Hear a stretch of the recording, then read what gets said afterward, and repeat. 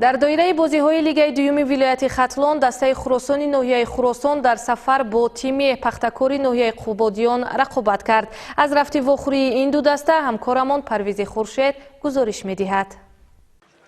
در دور 18 چمپیونات تاجیکستان با فوتبال میان تیم‌های لیگ دوم ولایت ختلان تیم پختکور ناحیه قوبادیان در خانه خود با دسته خراسان ناحیه خراسان میدانداری نمودند. رقابت این دو دسته نه در میدان مرکزی ناحیه بلکه در ورزشگاه مرکزی جماعت اشمراد نیازفی ناحیه صورت گرفت. مورد ذکر است که این ورزشگاه چون دیگر ورزشگاه و میدان‌های فوتبال ناحیه حالی به نداشت، ولی از چی باشد که نماینده فدراسیون فوتبال ختلان دیده و دانسته واخوری این دو دسته را اجازت داد.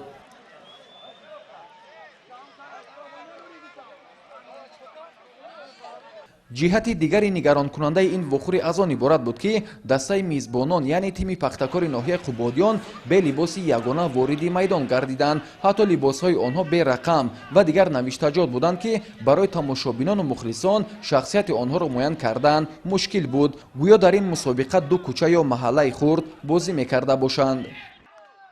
باید قید نمود که جای داشتن چنین کمبودی و نارسایی‌ها در دسته‌های لیگ دوم ولایت از خنک‌نظری و بی‌پروایی مسئولان فدراسیون فوتبال ولایت ختلان درک می‌دهد.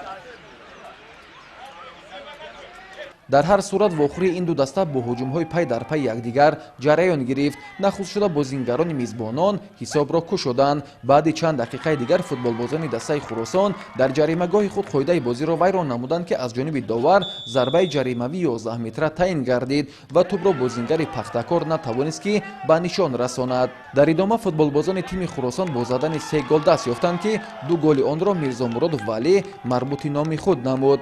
همین طریق دیداربینی تیم‌های پختکور ناحیه قوبادیان و خراسان ناحیه خراسان 1-3 به سود تیم خراسان ناحیه خراسان خاتمه یافت.